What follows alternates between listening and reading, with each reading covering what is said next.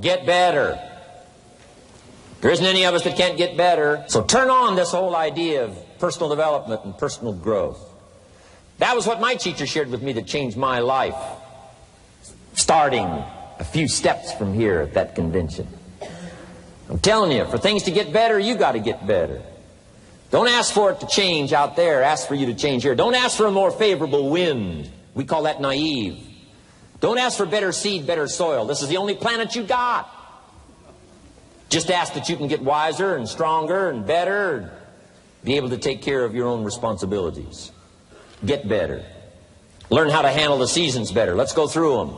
Just get better at handling the winters. You can't change the winter. You can't change the seasons, but you can change yourself. You say, well, what can I do about the upcoming winters of my life? The challenges that I know I'm going to face. Here's what you can do. You can get wiser and stronger and better. Just make a list of that trio of words. Wiser, stronger, and better. Go home smarter than you came. Go home with more ideas than you came with.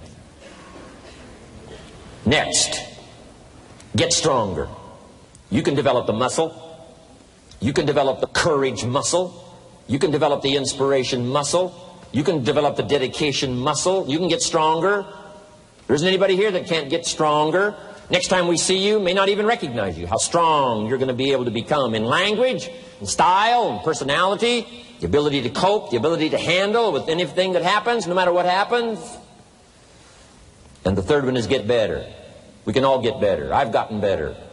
First talk I gave, I stood up, my mind sat back down. But here's the secret to my success. I stood up and did it again. I stood up and I did it again. And I did it again, and I did it again all those many years ago. I did it when I was scared, and I did it when I didn't want to, and I did it when I was ill.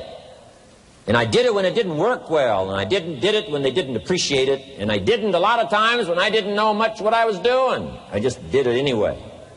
And now all these years later, I'm asked to walk on this stage with the greatest introduction I've ever had, greatest response and welcome I've ever had, the greatest opportunity I've ever had to touch this many lives with a mixture of words and heart and soul. I got better.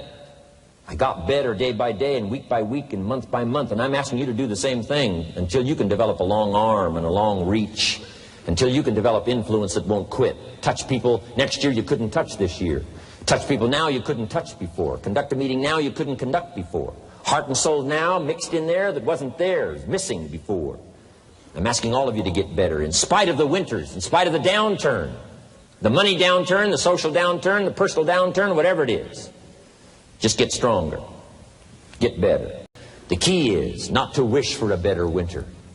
The key is to wish for more strength, more wisdom, more courage, get better, get wiser, get stronger. Here's number 2. Learn to take advantage of the spring. Spring means opportunity. And we've got a fresh spring going here. It's called a spring like no other. A spring, an opportunity like no other for you. But here's the clue. Spring is not a guarantee of a harvest in the fall and the autumn harvest time. Here's what you must learn to do. Underline the 2 words if you're taking notes. Take advantage. Take advantage of the spring.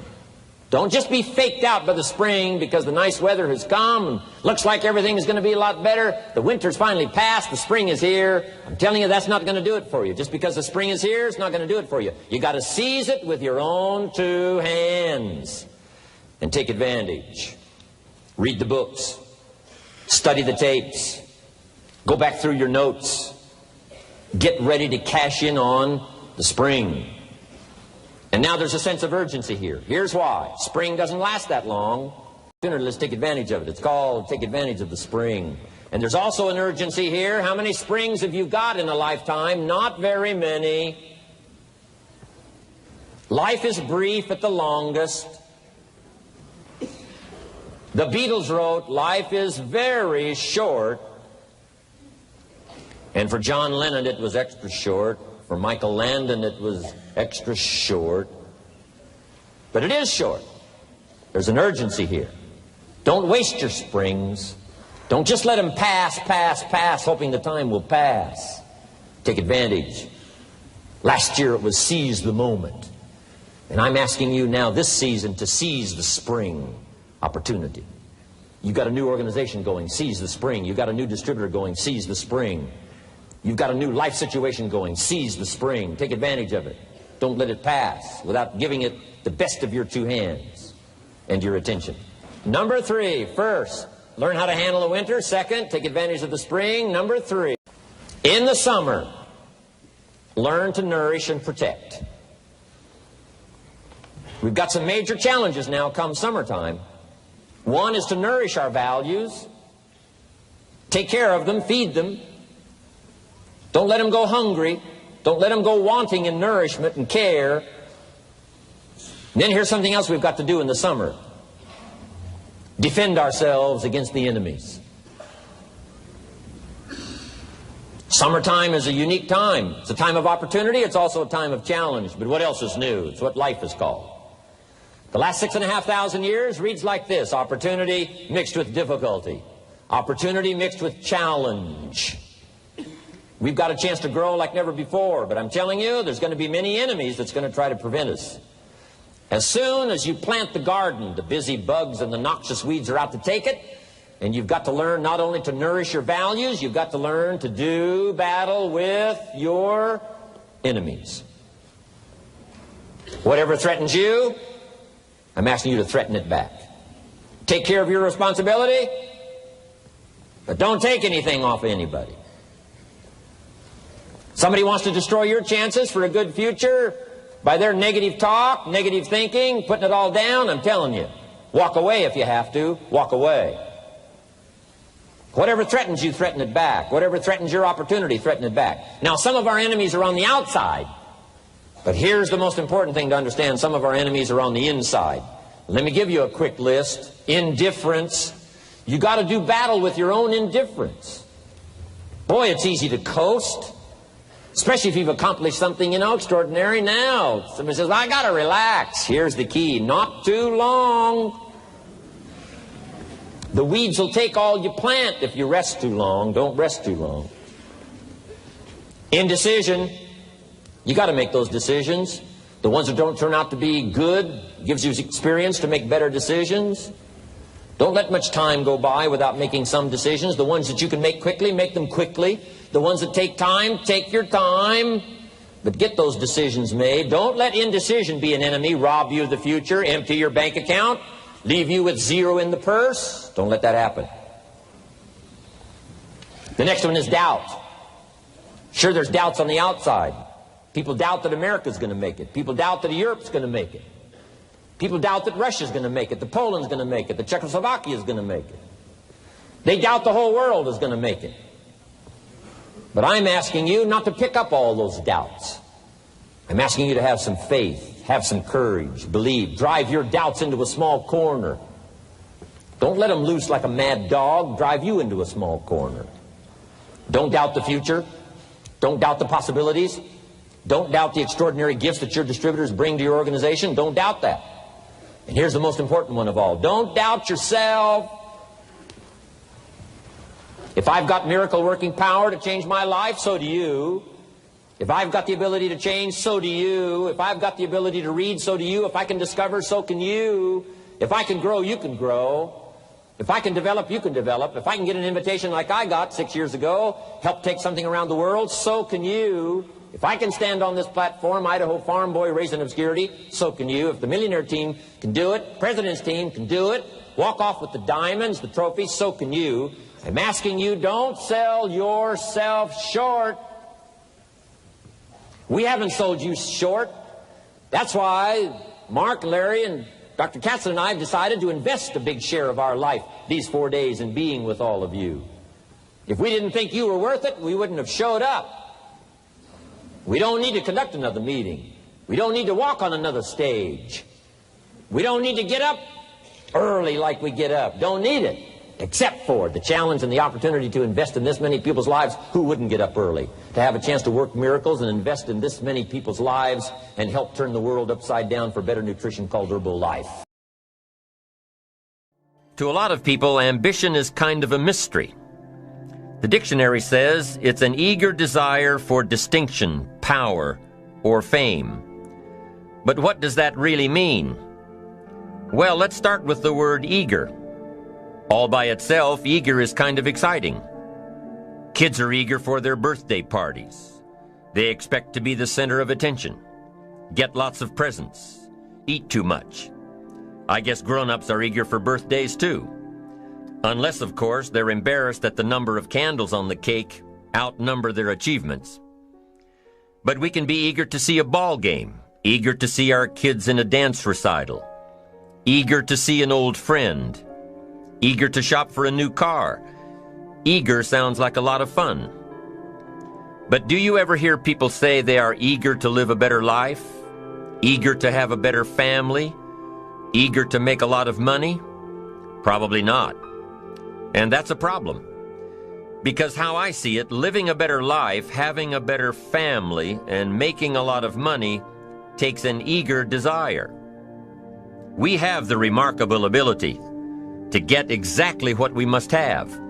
But there is a difference between wishes and desires. We've all heard people say, "Oh, I wish I could just drop 5 pounds. I want to be a little lighter." And we've probably said it ourselves, especially after a big holiday dinner of turkey and homemade pie and every other thing we can possibly stuff ourselves with in one 8-hour period of time. And even though we may wish we could breathe a little easier in our clothing, we have to have the desire to exercise a little more and eat a little less. The "I wish I could lose weight" has to become, "I have the eager desire to lose weight." I'm also sure you've heard people talk about wishing they had more money to pay the bills, or take a vacation, or just to take a little pressure off of life. But before their lifestyle can change, their wish needs to become a desire. If they really desired change, they wouldn't spend their evenings just watching TV and wishing they were doing something more. The backbone of an eager desire to change is discipline. True ambition is disciplined, eager desire. It's that little part within us that says, if I want to be ready for that meeting tomorrow, I need to finish preparing for it today. If I want to make sure I can pay for my kids' college education, I need to start saving today. If I want a better life tomorrow, I need to start working on it today. Ambition is a minute-by-minute, day-by-day mentality. To have the ambition to work towards a better family life, a newer car, a bigger house, a financially secure future, you have to live it every moment. If living a successful life was easy, I'm sure more people would be successful. If just being ambitious was enough, I'm sure all of the broke and perplexed people in the world wouldn't be broke and perplexed. While most people spend most of their lives struggling to earn a living, a much smaller number seem to have everything going their way. Instead of just earning a living, the smaller group is busily working at building and enjoying a fortune. Everything just seems to work out for them. And here sits the much larger group, wondering in awe on how life can be so unfair, complicated, and unjust. So what's the major difference between the little group with so much and the larger group with so little? Despite all the factors that affect our lives, like the kind of parents we have, the schools we attended, the part of the country we grew up in, none has as much potential power for doing good as the ability to dream. Dreams are a projection of the kind of life we want to lead. Dreams can drive you. Dreams can make you skip over obstacles. When we allow our dreams to pull us, they unleash a creative force that can overpower everything in our way. To unleash this power, though, your dreams must be well defined. A fuzzy future has little pull power. Well-defined dreams are not fuzzy. Wishes are fuzzy. To really achieve your dreams, to really have your future plans pull you, your dreams must be vivid. One of the issues Mr. James dealt with in his lifetime was, what does it mean to be a success? a significant person? After years of pondering this question, William James described success as a combination of two things. Number one, an inner ideal which is followed persistently with courage. And number two, outer achievement related to that ideal. Let's go back to number one, an inner ideal which is followed persistently with courage. I take that to mean defining a goal and having the resolve to complete it. No matter what, I'll do it or die. Promise yourself you'll read the books until your skills change. Go to the seminars until you get a handle on it. Do it until it makes sense. Practice it until you've got it right. Don't give up until you get where you want to be, however long that is.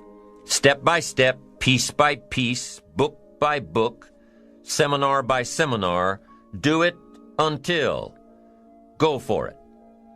Until is a very important word. It's magic. It means that you'll never give up. Don't miss the chance to grow, to pay the price. Until you learn, change, grow. You'll discover some of life's great treasures when you pay that price. William James' second part to success dealt with the outer achievement related to that ideal. You need both aspects to really be a success.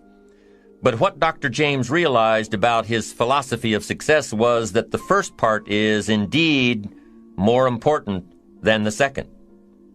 Going for it. As long as you're working toward your inner goal, your dream, then success is possible. But once you give up your inner vision, then you can never become successful. You never will become successful. Until doesn't even matter. Now, maybe the person who's been working on a project for 10 years can be successful in his own right, if he's honestly working toward it, doing everything to make himself worthy of reaching the dream, really happy with where he is, doing it until. Then maybe he is a success. It's a personal thing, going for it one step at a time. Going for small accomplishments along the way for however long it takes. So let's think about this for a moment. What outside evidence or results or proof can be seen when you accomplish your goals one step at a time? You'll start to see things change around you, little things, not major things, but little everyday things, things you may not even notice unless you are paying attention. If you're one of those who'd rather stay up late and get up late, only to discover that your workplace doesn't fit your schedule, and you roll out of bed cursing the alarm clock every morning, maybe you could start with the little change of going to bed half an hour earlier than normal. And maybe you'll see, in time of course, you can't train your body overnight, maybe you'll find out that you jump out of bed in a better mood, and that your day will start better, and that you'll get more done, and that the people around you that caused you problems aren't so hard to work with after all. It all starts by making one little change and adding to it every day. You see, you can't change what's going on around you without first changing what's going on within you. Start changing how you look at mornings, and sure enough, people will start changing how they look at you. When you start changing how you think, how you act, how you treat others, how you treat yourself, when you start responding instead of reacting to life, life will start responding to you. I'm telling you that you can do it with your lifestyle. You can do it with your sales career. You can do it with your management career. You can do it with any part of your life. You cannot believe what can happen in such a short period of time. So you ask yourself, what small changes can I start making today? Well, you can start in your car on your way to work. If you're sitting on the highway, stop-and-go traffic, moving at about 15 miles per hour tops, look at the guy or the lady sitting next to you and give them a smile, or thumbs up, or even wave. Now, some people might think you're a little strange, but hey, you'll feel better. And tomorrow, when you get into the office, how about a big cheery hello to the people at the front desk and everyone you see on the way to your office? And when you get home tonight, how about giving your wife or husband and kids big hugs instead of collapsing on the sofa? When you start with the little things that make others happy, improve their day, you'll find that these little things add up to big ones. So what happens when you start taking charge of your own personal happiness, your own life? Do you think that these little things will somehow make a difference in meeting your goals? You bet they will. You can't do it alone. You can't be successful by yourself. It's hard to find a rich hermit, you know. The ambitious person realizes that each of us needs all of us. You all by yourself may have finalized the company's marketing plan, or finished up the sales projections, or even wrote the mission statement for the year to come. Even if you did this all by yourself, you really had the help of all of those around you who tolerated and supported your need to be undisturbed, or provided service to you during the project. Maybe you should thank those people every once in a while with a dinner certificate or a bouquet of flowers. After all, without your support team, you probably wouldn't be where you are today. You can't be successful by yourself, so thank them. Thank those around you, and let them know just how important they are to you. Be it your office personnel or your family or your friends, a thank you sure goes a long way.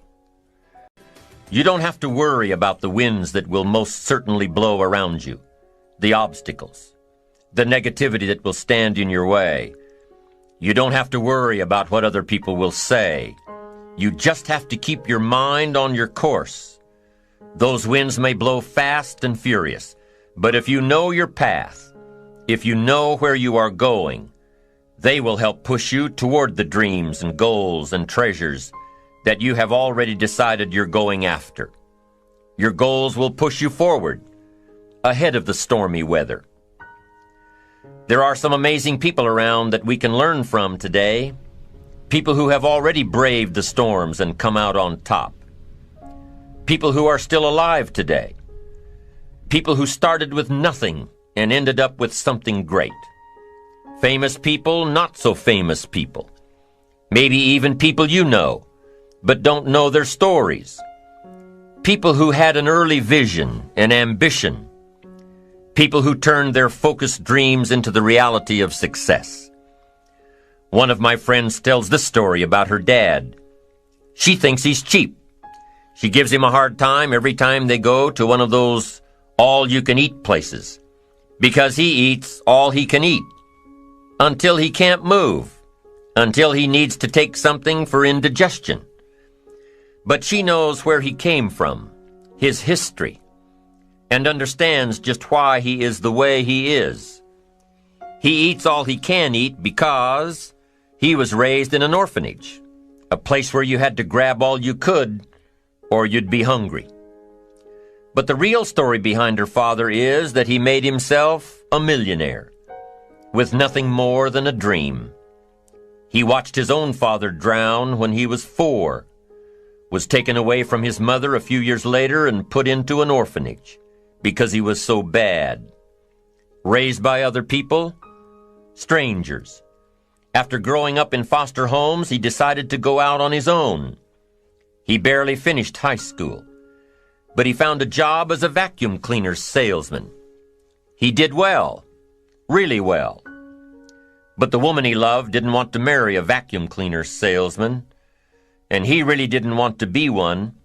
So he went to college, went on to medical school, prospered, really prospered, led a tremendously successful life as a radiologist, and is now retired, goes fishing, rides his Harley. Stories of success are all around us, everywhere. Take the time to talk to these people or read their stories. You might learn something. You might find out that they have already traveled the path you are now on. Many of these people have written books on their journeys. These books tell the stories and give the secrets that we can all learn from. Let's say you decided to take a trip, just a short one, maybe for a weekend. Let's say you want to go away to a place you've never been before. Wouldn't you want to find someone who had been there? Ask them a few questions? What's the best way to get there? The safest route? The quickest route? What do I need to bring to be totally prepared? What fun things should I look for on the way? What dangers do I need to avoid? By talking with someone who has already been there, it'll make your trip that much more enjoyable. It's the same thing with life. By listening to those who are farther along in the journey you are interested in taking, and learning from their successes and failures, you just might pick up something that will make your journey that much better. Listening to the stories of others can be motivating, captivating. They can provide that extra push you've been looking for. They can demonstrate what the power of ambition is truly all about. They've been there. Their knowledge is valuable. And when you use that knowledge and motivation to take action, you'll gain momentum. Eventually, you will find that the key to motivation, true motivation, is right there inside you. You won't have to look elsewhere to get pumped up, turned on, charged up. With the right knowledge behind you, you will learn how to motivate yourself. With the right knowledge, you will find yourself becoming inspired on your own. And in order to move forward, you must be motivated, inspired, ambitious. You must have dreams and goals that create ambition. Good ambition, positive ambition. Now, ambition does not mean being greedy. It does not mean being selfish. It does not mean getting ahead at the expense of others. Ambition is not greed. Ambition is not avarice, an all-consuming desire for wealth. Ambition is not hoping you can win at the expense of others. Do you suppose Judas was ambitious? He ended up with 30 pieces of silver, a fortune in those days. Was Judas successful because he had all that money? No, Judas sold out. Was Judas happy when it was all over with? No. The money didn't make him happy. What he did to get the money certainly didn't make him happy. What Judas became in the pursuit of his fortune caused him to end his own life. What drove him was not ambition. Ambition is not greed. Ambition is an eager desire to achieve.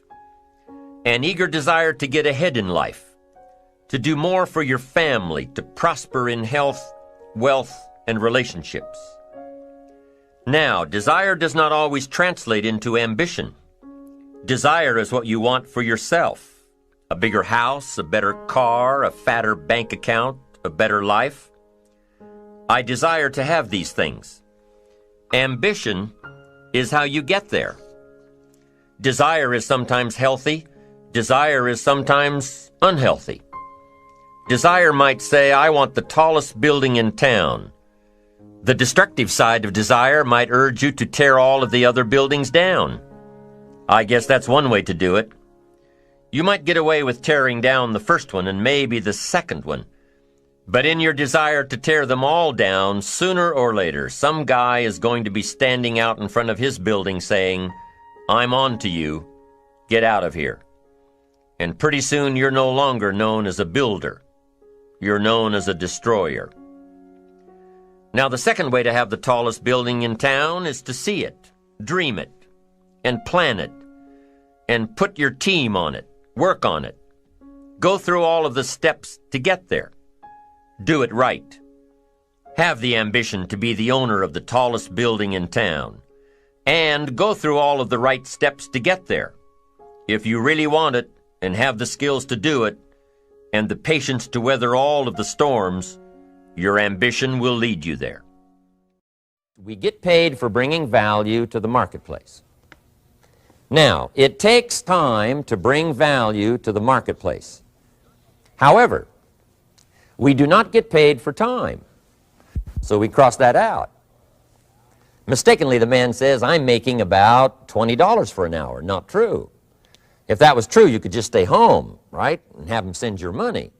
So that's not true. We don't get paid for time. We get paid for value brought to the marketplace. Now, since that's true, here's one of the key questions of my talk to you today. Is it possible to become twice as valuable to the marketplace and make twice as much money in the same time? Is that possible? The answer is yes. Could you become 3 times as valuable as you might be right now to the marketplace and make 3 times as much money in the same time? And the answer is yes. 5 times, 10 times? Of course. America is unique. It's a ladder to climb. It starts down here, let's say, at $5 an hour, and it keeps going up. Top income last year, $80 million. The guy who runs Coca-Cola. Now, that's a heck of a ladder. That's why everybody wants to come here, right? The boat people are not headed for Vietnam. People haven't plotted and schemed for 50 years saying if I could just get to Poland, everything would be okay. Not true. Everybody wants to come to America. And the reason is because we've got the best wind ever blowing in our favor. We've got the best economic opportunity anybody's had in 6,500 years. And all you have to do is understand it and take advantage of it. Now, there's some key questions to ask here. Why would the marketplace pay someone only $5 an hour? Very simple answer. They're not very valuable to the marketplace. Now, we must underline to the marketplace. This person might be a very valuable brother, yes. Member of the family, valuable, yes. Valuable member of the church, of course. Valuable citizen of the country, yes. Valuable in the sight of God, no doubt. We're all of equal value in the sight of God. But if you're not very valuable to the marketplace, you don't get much money. You say, well, it shouldn't be that way. Well, then you got to start your own country. You know, this one's been in process for 200 years, and this is the best we've been able to come up with so far. But here's the key. You don't have to stay here. Now, there was a big debate in Congress last year that this $5 was not enough, should be 6, should be 6, should be 6. But we don't need legislation. 6 is already on this ladder. The next step up. You know, if you work for McDonald's, they'll pay you $5 an hour to take out the trash. If you whistle while you take out the trash, they'll pay you $6 an hour.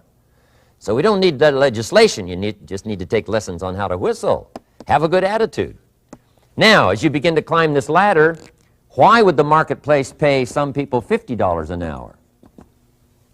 Answer, evidently, they must be more valuable to the marketplace. 10 times more valuable. And is that possible for someone to be 10 times more valuable and earn $50 an hour instead of 5? And the answer is yes. That's what America is all about. Now, why would the marketplace pay some people $500 an hour? Evidently, this person must be much more valuable to the marketplace. That's what's important to understand, to the marketplace. And would the marketplace pay one person $80 million for 1 year's work? And the answer is, of course. If you helped a company make $1 billion, would they pay you $80 million? I'm telling you, it is possible. And that's why America is so exciting. That's why this financial ladder is so exciting. It's possible for all of this to come true for all of you, no matter where you start. As a student in school, just getting started out there in the workplace, this is all possible for you.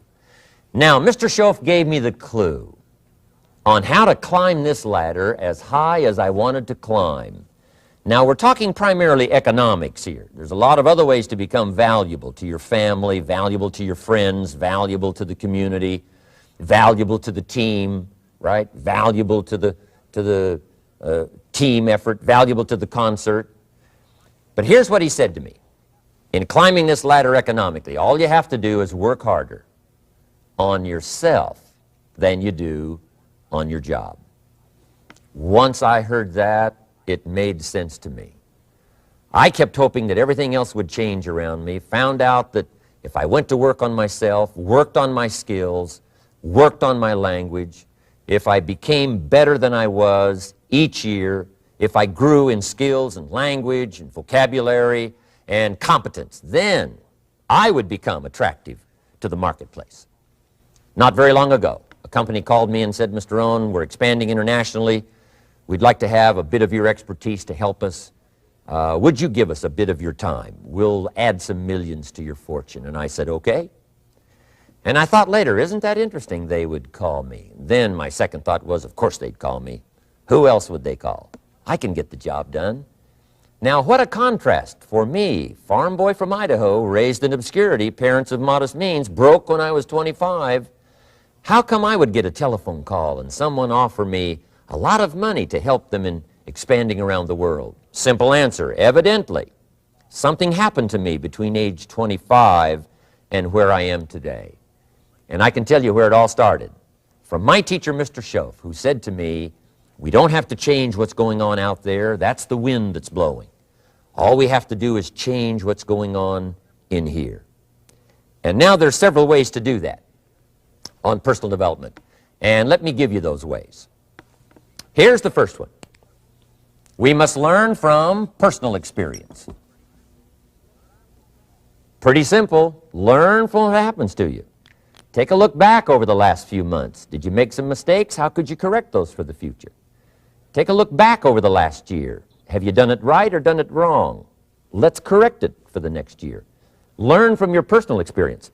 Mr. Schoaf asked me when I first met him, he said, Mr. Rohn, how are you doing? You've been out there now 6 years. And I said, I'm not doing very well. He said, I suggest you not do that anymore. What a simple, swift analysis to my situation. He said, if you keep doing it, the next 6 years will be like the last 6. You don't want that to happen. Let's make the changes. So learn from your personal experience. Now here's number 2, why I came to share this video experience with you today. And that, I call it OPE, other people's experiences. That's me, other people. That's your teacher, other people. That's your friends and colleagues, other people. The people you meet that can pass along to you their experiences, what's happened to them, the mistakes they made, how they corrected them, how they changed their health and changed their bank account and changed their income and changed their future. That's it, other people. Now there's 2 kinds of people to learn from. One is failures. It's too bad failures don't give seminars, right? That would be valuable. Bring your notebook, have them tell you how they lost it all and threw it all away, threw their health away and threw their friendships away and things didn't work out well. That would be valuable. But now then we must also learn from positive, people that have done well. They've got the health, and so we ask them, how did you become so healthy? They've got the skills, so we ask them, how did you become this skillful? They've got the income, so we ask them, how did you get here in such a short period of time? So now here's what's important in personal development. In learning from other people, we learn, number 1, by observation. We learn what we see, we watch people that are successful in what they do. In sports, we watch their disciplines. In business, we watch their disciplines. By observation, what we can see. The reason I created this video is something that you could see someone's experiences translated for you. Second, we learn by what we hear. I've got some of my lectures on cassette tapes, so you can take them with you wherever you go and learn by listening. Turn your car into a mobile classroom and listen. And then listen to the sermon on Sunday morning. Listen to the lectures. Listen to the teacher. Listen to someone who's got something good to say. And then number 3 is vitally important on personal development, and that is read all the books you can possibly read in your lifetime. Mr. Schoaf got me started on my library. I've got one of the better libraries. Haven't read everything in it, but I feel smarter just walking in it. My library. At least I was smart enough to buy it. Now I got to be smart enough to read it. And then, of course, I got to be smart enough to decide what's valuable and then do it. But this one is very important. Become a good reader. Some books that helped change my life. Mr. Schoaf recommended, of course, the Bible. And my parents made sure I was a pretty good scholar by the time I was 18. That's been so beneficial for me, drawing from those illustrations. Reading about those stories, people who made it and people who didn't make it and what the difference was. And then other books that helped to really change my life. One called Think and Grow Rich by Napoleon Hill.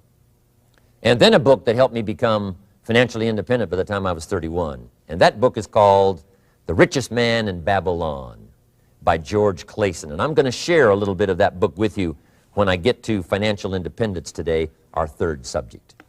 But I started reading the books, attending the classes, making sure that I got in front of people that had something good to say. And then I started keeping a journal. One of the major things my teacher taught me was to keep a journal. He said, don't trust your memory. If you hear something good, just make a little note and write it down. Now, at first I took, notes on pieces of paper and torn off corners and backs of old envelopes, and it didn't serve me well, thrown in a drawer. Then I learned to keep a journal, a bound copy of all my notes. So I would suggest you do the same. Things that impress you, a poem that impresses you. When you attend a class, some of the ideas that impressed you, jot them down. You read something in a magazine, right? Some ideas. Take those out, put them in your journal. Keep a good journal the rest of your life. This will serve you well. My journals make up a significant portion of my own library. And if you saw my library and saw my journals, I tell you what you'd have to say. This is the library, and these are the journals of a very serious student. No wonder Mr. Rohn is invited to lecture and speak on.